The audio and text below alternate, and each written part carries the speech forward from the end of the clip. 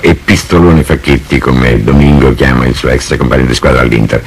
Nel rendere la vita dura, soprattutto dal punto di vista tattico, agli avversari del Cagliari, Scopigno si è avvalso per molti mesi, a causa della squalifica che colpì, come tutti sanno, il tecnico rossoblu a Palermo, della collaborazione di Ugo Conti, già alla sinistra di ottime risorse, soprannominato il cinese a causa dei suoi occhi di taglio orientale e dei suoi zigomi pronunciati, validissimo allenatore in seconda ormai da 5 anni al Cagliari e famoso, come del resto molti altri personaggi della squadra, per la sua laconicità. Ci contenteremo di risposte lapidarie, Conti.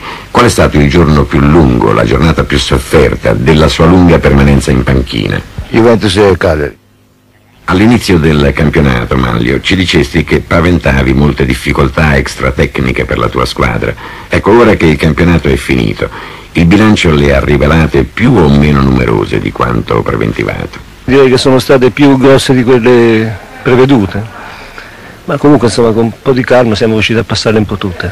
Ecco, l'atteggiamento comunque del pubblico, parlo del pubblico non soltanto di Cagliari, ma del pubblico del campionato in genere, nei confronti della squadra, ti è sembrato più solidale o ostile? No, ostile per niente, anzi tutt'altro, abbiamo trovato tifo da tutte le parti. Possiamo dire che ci hanno un po' aiutato un po' tutti, ecco, sotto il piano del tifo. Senti, c'è qualcuno che sostiene, come saprai, che senza Riva il Cagliari sarebbe una squadra qualsiasi. Ma certamente non mettiamo nemmeno in discussione le capacità di Riva, no? Comunque a me pare che il Cagliari è forte come squadra, che è la squadra che ha preso meno gol di tutti. Ha perduto quasi mai, ha affrontato tutti gli impegni sempre seriamente, ma probabilmente questo atteggiamento della critica ha altre origini, perché noi siamo l'unica squadra del mondo, direi, che usa dei sistemi un po' particolari, e questo non credo che vada giù, qui si tratta di cambiare tutto adesso, no? Ecco appunto, tocchiamo il punto dolente, cioè il tuo sistema di allenamento e soprattutto il tuo tipo di rapporto con la squadra. Ecco, vuoi esemplificarlo con poche parole per spiegarlo appunto in termini accessibili a tutti, in cosa consiste questa formula Scopigno, se possiamo usare questa etichetta? Ma io posso dire questo, insomma, che basa tutto sul rispetto reciproco, no? Se i giocatori rispettano me, io rispetto i giocatori. Da noi non è mai avvenuto un caso di indisciplina, come accade, è un fatto normale, ma da noi non è accaduto mai, insomma, questa è una cosa eccezionale secondo me. Il fatto che i giocatori siano liberi è vero, ma sono anche responsabili, e mi pare che abbia i suoi frutti questo sistema, perché nessun giocatore del Cagliari è stato mai trovato in un night o roba del genere. L'allenatore può darsi, ma i giocatori no di certo. Io voglio dire anche qualcos'altro, no? Cioè diamo a ogni cosa l'importanza reale che c'ha, non facciamo di ogni, insomma, una partita di calcio è una partita di calcio, l'allenamento di una squadra è un allenamento di una squadra, non è né un piano di battaglia, né la guerra, né un bombardamento, no? Di cosa ha bisogno dal punto di vista tecnico, proprio meramente tecnico, la squadra, in vista dei duri impegni che la attendono? Ma secondo me il Cagliari ha bisogno di allargare questa rosa che c'ha, perché c'è tutti giocatori molto vari. Comunque penso che 2 giocatori siano sufficienti a fare una squadra forte. 2 giocatori utilizzabili in quali reparti, in quali zone del campo? Ma uno è un giocatore, un difensore, uno un attaccante, ecco, sufficiente, che poi abbiamo molti giocatori che fanno più di un ruolo, quindi si può aggiustare sempre. Come festeggerai l'eventuale scudetto? Penso che non mi vedrà nessuno. E pensare che invece a noi risulta che i tifosi stanno approntando un piano di festeggiamenti che prevede uno Scopigno in piena evidenza. Sentiamo Marius, al secolo Mario Sardara, proprietario di un bar ormai noto come il tempio più qualificato della passione rossoblù e capotifoso ricco di idee e di slanci.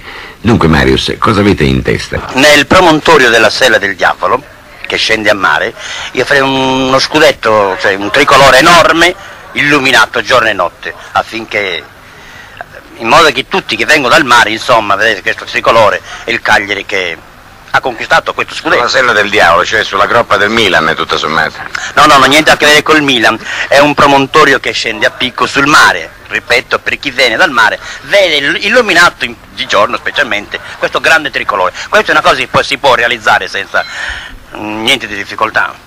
E quel Scopigno lo piazziamo seduto sul promontorio? Scopigno sopra e magari gli sportivi sotto a controllarlo. E cerchiamo di toccare anche il cuore del presidente, Corrias, al quale i tifosi chiedono ulteriori sacrifici per adeguare l'organizzazione sociale all'esaltante cammino della squadra. I risultati che la squadra del Cagliari ha conseguito in questi ultimi tempi hanno indubbiamente creato un problema che la dirigenza dovrà affrontare e risolvere nel più breve tempo. Comunque è indubbiamente un argomento che il Consiglio d'amministrazione dovrà discutere, affrontare e risolvere se, come ci auguriamo, i risultati del Cagliari continueranno a far di questa squadra una squadra all'apice della divisione.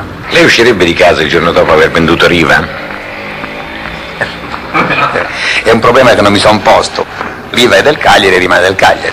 Ma vorremmo chiudere con il personaggio, ricordate, che ha aperto la nostra storia, e cioè il meno giovane dei dirigenti rossoblù, l'ultra ottantenne avvocato Falchi. Avvocato, ormai lo scudetto è una realtà.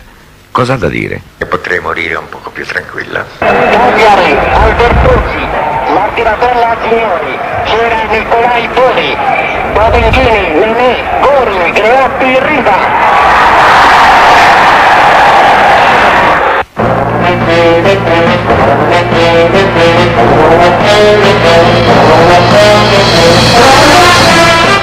Per la serie Le grandi squadre di calcio avete ascoltato La storia del Cagliari. un documentario di Sandro Ciotti.